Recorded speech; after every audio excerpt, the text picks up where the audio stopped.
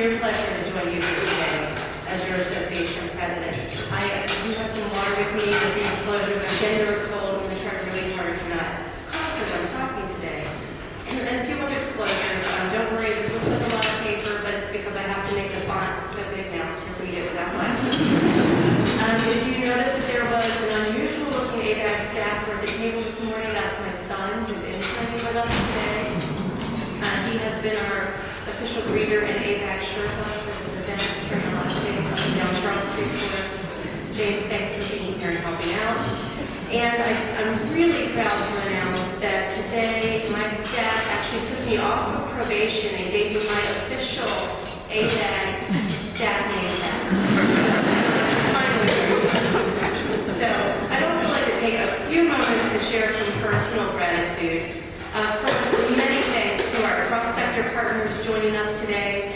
Baltimore Deputy Mayor Calliope Lathimos, Carol Gilbert, the Maryland Department of Housing and Community Development, Kelly Hodge-Williams of Business Volunteers Unlimited, Eric Brenner, the Governor's Office, the Grants Office, Greg Cantori of Maryland Nonprofits, Gretchen Griner-Lott of Washington Regional Association, our colleagues to the south, Ross Samuel of House of Ford, Mark Sisman of Healthy Neighborhoods, Joe McNeely of Central Baltimore Partnership, Chris Helmers of NeighborWorks America, Michelle Welly of CMTA, and Rodney Foxworth of Benevolent Ventures. I really want to thank all of you for making time to join us today. And then some special thank yous. Thank you to our members who have been universally welcoming and encouraging, and to my board for your generosity and support. Ours is a completely engaged and active board and really a dream for a president of any organization. Special thanks to the many members who lend their time and expertise to board committees, affinity groups, and to me. And thank you to our staff, my team. Wow. I walked onto a team who never missed a beat through this transition and never let me miss a beat. And finally, thank you to Betsy. I know she was a well-loved leader and would be a tough act to follow, and have been so grateful for the opportunity to know her and benefit from her generosity, her guidance, and her friendship. So I and we have all the tools to accomplish the mission our membership has set out for us.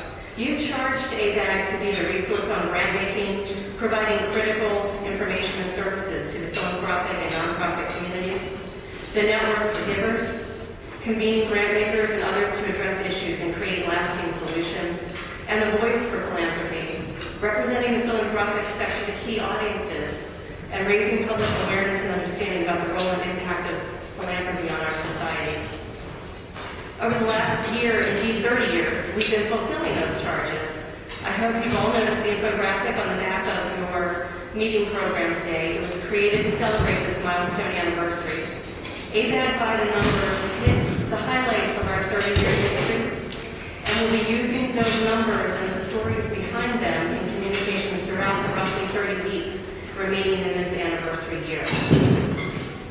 So as a resource, ABAG has offered more learning programs this past year than ever before. Elizabeth Hyland, our program director, coordinated and or produced over 100 programs last year. She has been a significant contributor to the 1,288 programs and events ABAG has hosted in its 30-year history. She is amazingly not exhausted by this and continues to welcome our new program ideas and always finds a way to fit them into the ABAG calendar. Our active membership contributes mightily in their own right, leading board committee work that increases our shared knowledge and resource capabilities. Two excellent examples from the past year: the launch of the ABAG Public Policy Committee, supporting the association's work to connect members to policymakers and to be a voice on local, state, and federal policies promoting effective philanthropy and building stronger communities. And most recently, our Diversity and Inclusion Committee coordinated a full-day board and staff retreat focused on how race matters and how we can infuse equity as a consideration in grant-making practice. The committee and staff will continue that conversation with our board and broader membership this year, driven by the powerful notion that each of us can, through our work, tackle the legacy of structural racism and progress toward a day where the color of a child's skin will not be a predictor of his future in our city. As the network, We are 147 member organizations strong, representing 80% of Maryland's philanthropic assets. Over the past year, we have been joined by 15 new organizations: the Baltimore Women's Giving Circle, BP Diagnostics, Capital One, the Cordish Family Fund, Cyber Fleet Foundation, Deering Family Foundation, Ernst & Young, the Gay Wise Foundation, the Matthew and Christina Weiskel Charitable Gift Fund, MedFast, the Olive Tree Charitable Fund, Town Creek Foundation, the Robert W. Deutsch Foundation, Under Armour, the Warnock Family Foundation, and while a number of community foundations have been members for years, we are so pleased that as we celebrate our 30th anniversary, all 14 community foundations that serve Maryland are now ABAG members. Please join me in thanking and welcoming our newest member organization.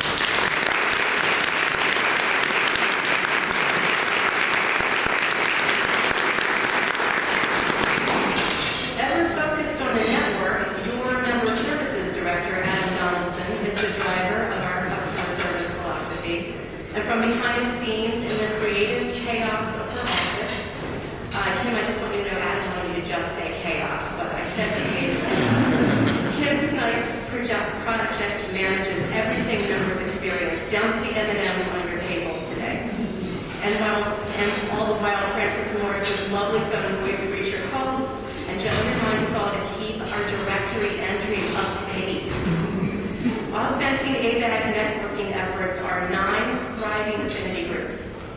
Yes, I am counting the mental health funders group that meets regularly. You're unofficial, but we know who you are. And this year, we welcomed our newest, the Arts Affinity Group. We also host 3 member roundtables and 6 collaborative projects, all led by some very dedicated members and supported through the expertise of our tireless core service staff and a small but mighty army of project staff, including Kurt Summer, Ann Sherrill, Merrick Machada, Linda Dvorak, Nicole Stewart, Karen Alexander, Rebecca Ruggles, Allison Rich, and Jim McGill. As the voice, we continue to be ever present on social media and communication channels. Thanks to our always smiling and always online, I'll keep it really short, you can link to us, be our friend, connect to us, follow us, tweet with us, and at us. And a few more impressive numbers over our 30 years: over 100 blog posts, over 275 issues of philanthropy news online, 260 daily record columns, thousands of connections through social media, and soon a new monthly column and blog posting in Baltimore Business Journal. Please join me in a round of applause for our fantastic staff and project team.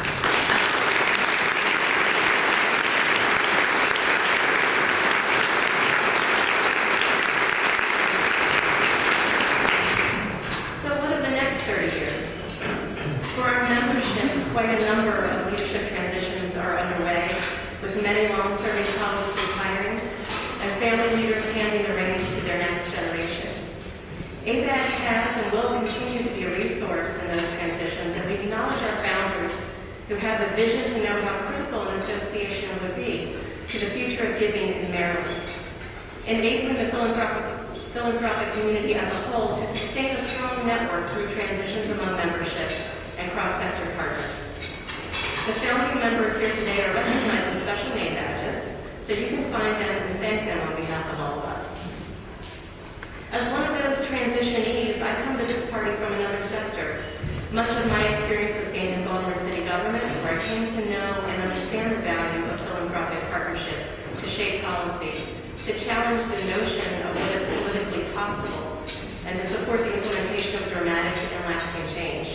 In my own experience, a handful of public sector staff with a mandate to make environmental change were supported by a number of foundations in this room, and in little more than 6 months, which is seriously the blink of an eye in government time, successfully changed waste collection services and saved millions of dollars for the city annually, while promoting waste reduction and increased recycling to 193,000 households in Baltimore. The support of this membership helped the city to seize a moment, raise a chorus of voices, leverage small dollars and big manpower, and forge public-private partnerships that continue to support and expand the environmental sustainability efforts being led by Baltimore Mayor Lawrence Blake. I am thrilled to be here because I know there are so many more opportunities to have that kind of impact again and again and again across all of the communities we support. ABAG is uniquely positioned by its membership to shape our region's future by cultivating and connecting the next generation of leaders among our own membership. And in partnerships in Annapolis, Baltimore, Columbia, and Frederick, from Southern Maryland to the Eastern Shore, we can collaborate with new and known partners to further our aligned missions. For instance, supporting our longtime partner Maryland nonprofits in their transition to ensure that our shared interests are realized and that together we are supporting nonprofit boards in the business of doing good, promoting executive coaching, mentoring, board volunteering, supporting operations, capacity building, collaborations, and mission-driven mergers. We can continue to be a leader and advocate for traditional philanthropy while opening the doors to new and emerging philanthropic interests. In fact, numbers among us are already leading the way through giving circles, collaborative giving vehicles, and impact investing.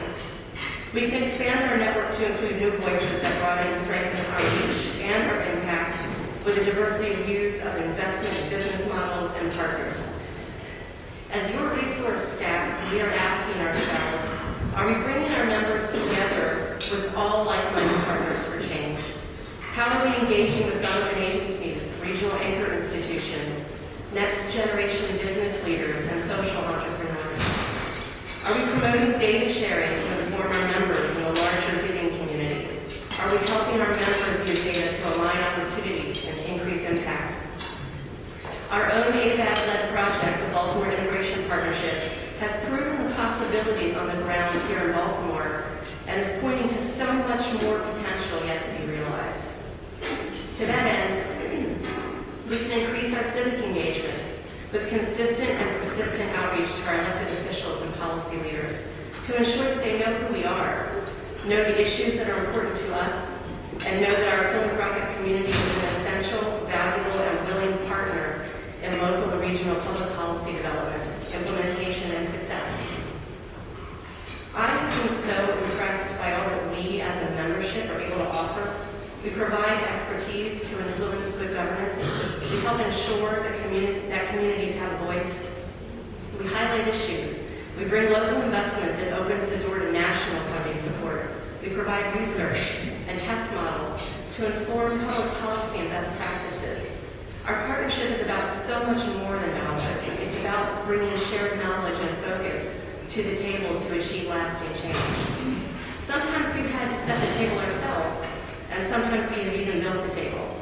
We've made a home for many successful collaborations over time, including the Baltimore Neighborhood Collaborative, the Baltimore Integration Partnership, the Workforce Funders Collaborative, and most recently the Maryland Environmental Health Network. Members at these tables cite over and over the unique ability of ABAG to bring diverse organizations together around a common purpose, providing a neutral space for honest discussions about real change. It's clear to me, as I hope it is to everyone here, that ABAG and its membership will shape the next 30 years of giving by continuing to be the convener, the voice, and a leader in forging partnerships and exploring pathways for positive change in our communities. Many thanks to each of you for being here today and for the honor of working with you.